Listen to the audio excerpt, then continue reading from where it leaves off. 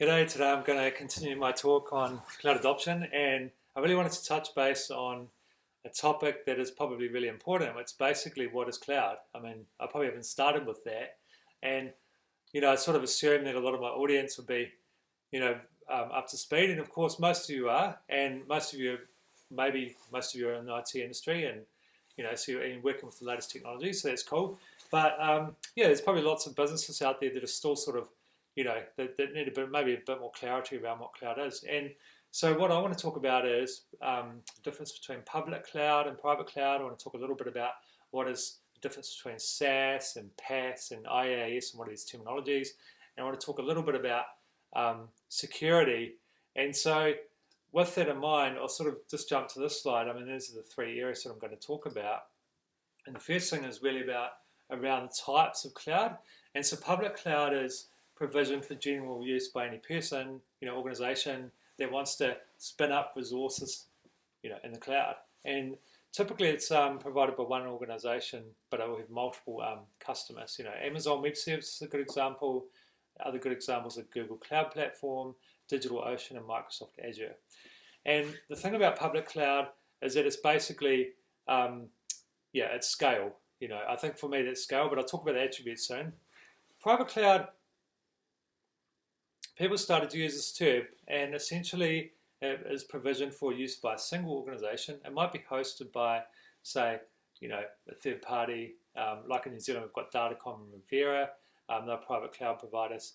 We've got Fujitsu, very, very traditional data center based hosting solutions.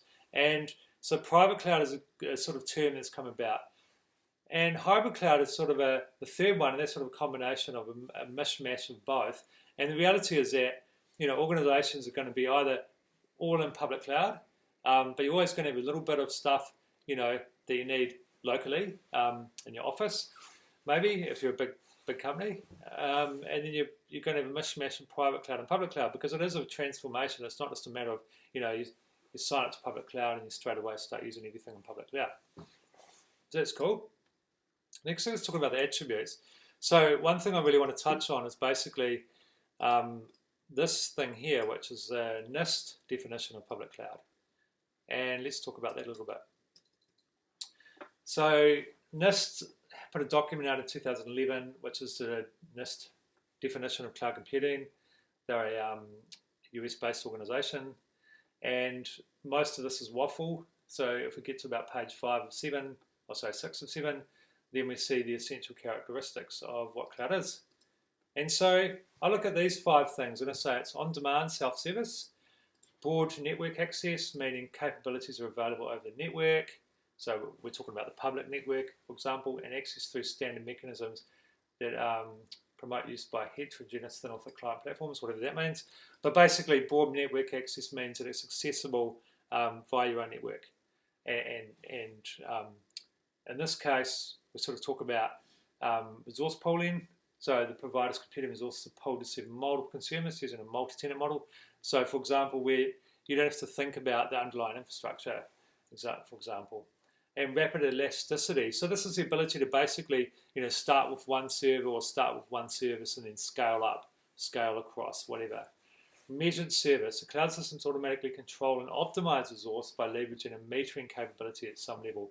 Now, I would sort of argue that public cloud providers are the only ones who really provide this, because you need to get visibility into current usage by hour, I think, if you want it to be really valuable. I mean, that's one of the selling points of cloud, even down to the minute usage. And with your typical private cloud providers, like let's say in New Zealand, we've got Rivera, Datacom, whatever, they don't really provide that, and they don't typically provide the rapid elasticity. They might provide a little bit of elasticity within certain constraints, but they're not going to provide this rapid elasticity, whatever. So it's just important to distinguish the differences. I think a key thing too is that on-demand self-service. Now, if one of these companies comes and talks to a local company and says, "Oh, we've got on-demand self-service, you can order whatever you want," just try to extract a bit more information about what that means. So if you sign into, say, AWS, for example, Google or Azure, then you're going to be presented with a console that's got an array of different choices, And you can go in there, you can say, well, I want to spin up a server and I want us to do it now. And now the great thing about that is it's going to be available in a minute or two, and then you can log into it. Now, with a local provider who's a private cloud provider, you'll basically put an order in and you'll say, I want to, they might have a self-service user interface and they say you can order stuff, but you might not be able to order stuff straight away. So you order it and then you might wait for 10 days or you might wait for 3 days while one of the engineers goes and takes a support ticket and they go and provision something. So that's probably the difference between what public cloud provides and private cloud provides. So the next thing I'm going to talk about is the service model. So we've got software as a service, and that's essentially, I'm going to talk about that in the next slide, and platform as a service and infrastructure as a service. So I'll talk about those from a security model perspective. I won't get into the details of what they are too much, but at a high level, software as a service is essentially, you run your own applications on someone else's basically code base on the infrastructure. You don't have to think about a thing. You just sign up, you log in. So the platform as a service is sort of the next level down. And the infrastructure as a service is you control the infrastructure. So in terms of operating system, you control the service, but you don't necessarily control the underlying networking or hardware. And so what I'm going to do now is to switch back across to this other thing. So we're just going to go to this presentation and just jump into what's called the separation of responsibilities. Now this is both from a security perspective, but also from a use perspective as well. So if we look at the left here, so when you had a traditional on-premises data center and you ran everything in, say, your own data center, say a government department, and so you had to look after everything. You had to look everything, including networking, storage service, virtualization, operating system, middleware, runtime, data, and applications. So everything you had to control. And I used to work for a lot of organizations in the late 90s and early 2000s where, we had to have a lab set up so we could test the networking, storage service, etc. And so we had to have the full stack. We had to know everything from the ground up. If stuff broke, we had to fix it ourselves, of course. And of course, it, over time, became a burden for enterprises and it became very costly.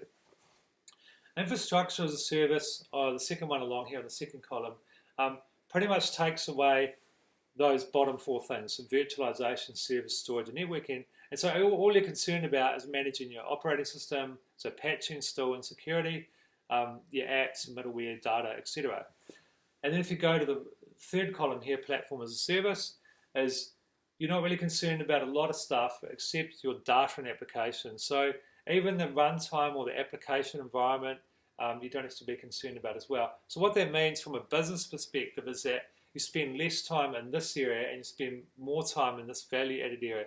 Now, a good thing for a small company is you can take advantage of platform as a service. Let's say you're a software company, but you want to develop products fast, but you don't want to think about all the other stuff you used to have to think about.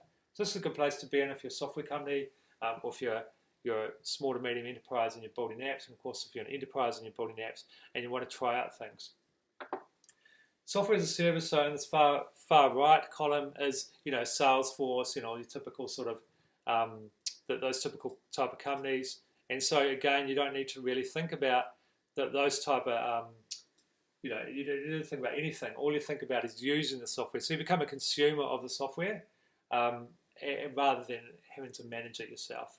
So and you don't even have to think about writing the code and the data as much. So that's cool. So with that in mind, that's pretty much a summary of today. That's a summary of what I wanted to talk about. If you've got any feedback, just email me. I know this one was a bit longer, but I just wanted to touch base on this particular topic. Tomorrow I'll be back to talking about New Zealand cloud adoption, and tomorrow I'm going to talk about innovation culture and the importance of having an innovation culture, and we'll be able to dabble in things like AI, machine learning, etc. So thanks for watching, and I look forward to tomorrow. Cheers.